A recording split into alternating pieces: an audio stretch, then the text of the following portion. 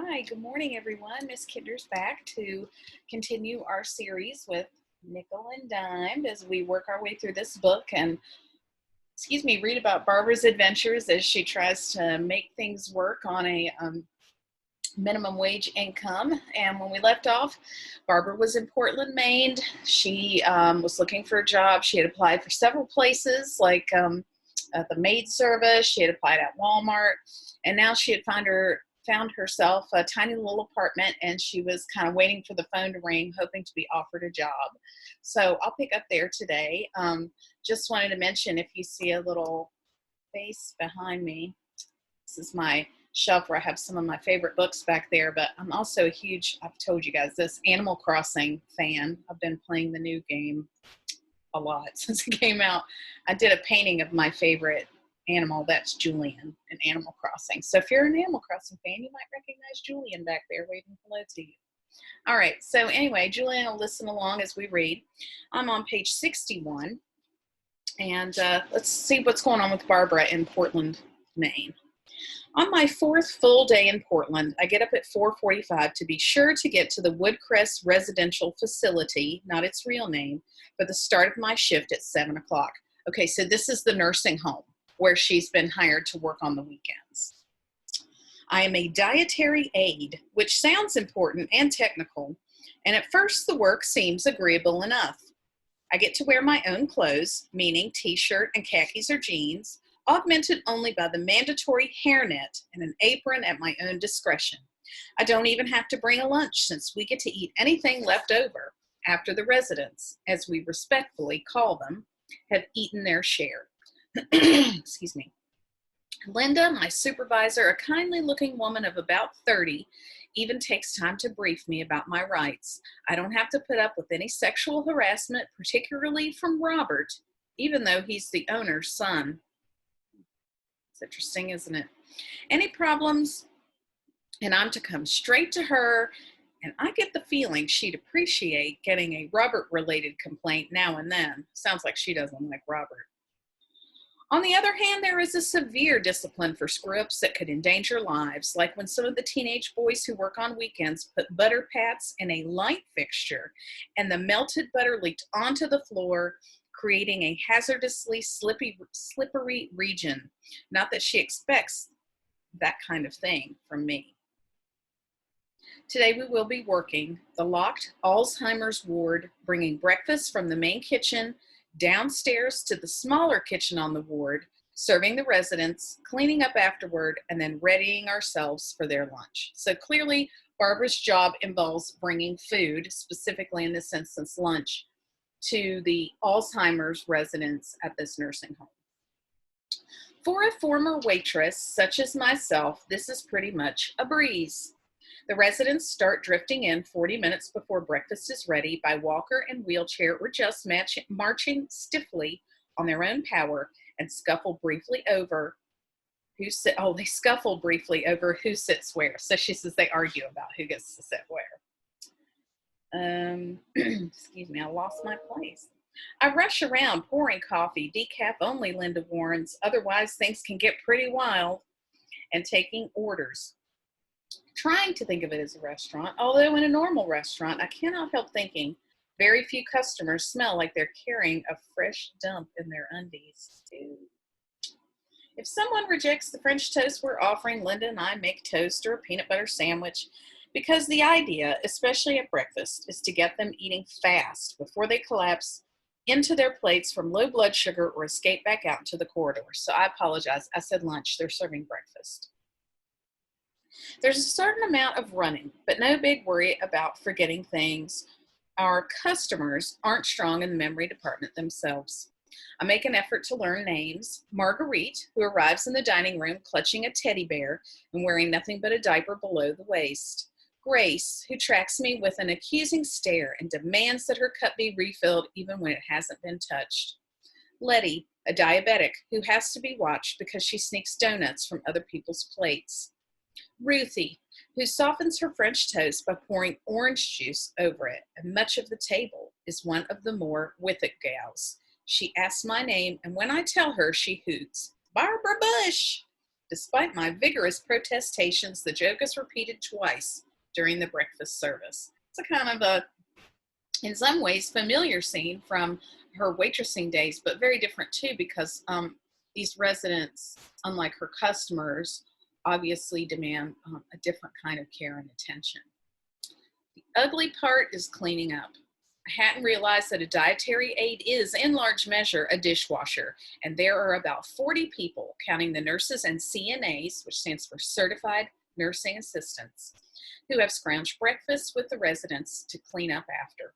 You scrape uneaten food off the dishes and into the disposal by hand, rinse the dishes, pre-soak them, stack them in a rack, and load the rack into the dishwashing machine, which involves bending down almost to floor level with the full rack, which I would guess at about 15 to 20 pounds held out in front of you. So instead of loading the plates individually into the dishwasher, Barbara has to load the whole rack, pick up the rack with the dishes in it, bend almost all the way down to the floor, put it in the dishwasher. So you can imagine that would be exhausting work to do that over and over and over again. After the machine has run its course, you let the dishes cool enough to handle, unload the rack, and reload the dishwasher, all the while continuing to clear tables and fetch meals for stragglers. The trick is to always have a new rack ready to go into the machine the minute the last load is done. I've been washing dishes since I was 6 years old when my mother assigned me that task so she could enjoy her postprandial cigarette in a timely fashion. And I kind of like working with water, but it's all I can do to keep up with the pace of the dishwashing machine on the one hand and the flow of dirty plates on the other. With the dishes under control, Linda has me vacuum the carpet in the dining room, which really doesn't do anything for the sticky patches, so there's a lot of climbing under tables and scratching mush muffins off the floor with my fingernails. Ooh, that sounds terrible. I not enjoy that job. Got to switch my position here, get a little more comfortable. At my mid-morning break, I joined Pete, one of the two cooks on duty in the main kitchen, for a cigarette date. I had chatted with him when I first arrived at 7 before Linda showed up, and he had 3 questions for me. Where was I from? Where was I living now? Was I married?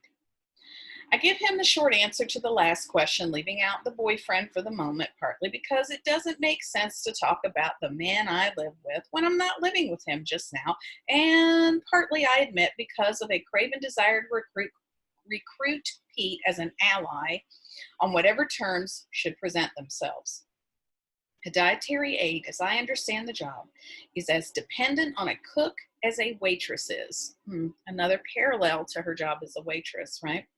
He or she can either make life relatively easy for a server or, if so disposed, set her up for a serious fall.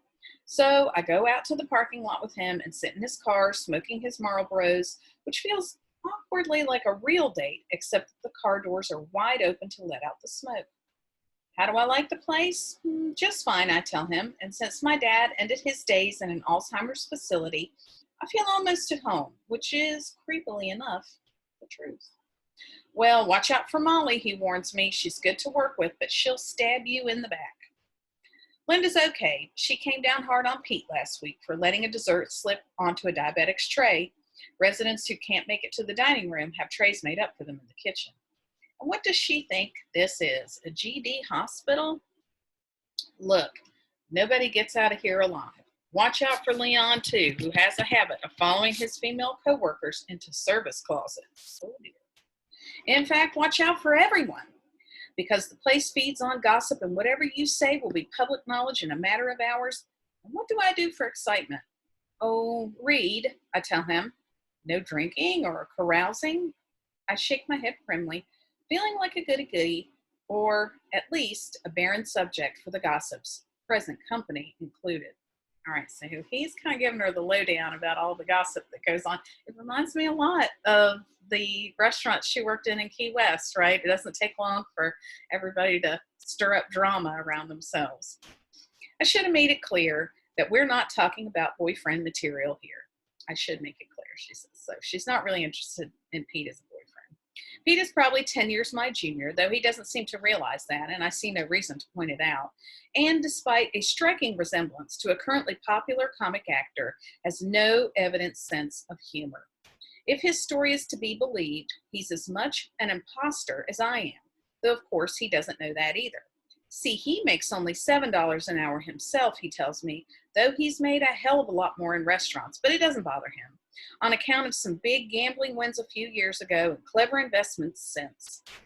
If he's so rich, I can't help wondering, then why is he driving this rusty old wreck, and how come his front teeth are so scraggly and sparse?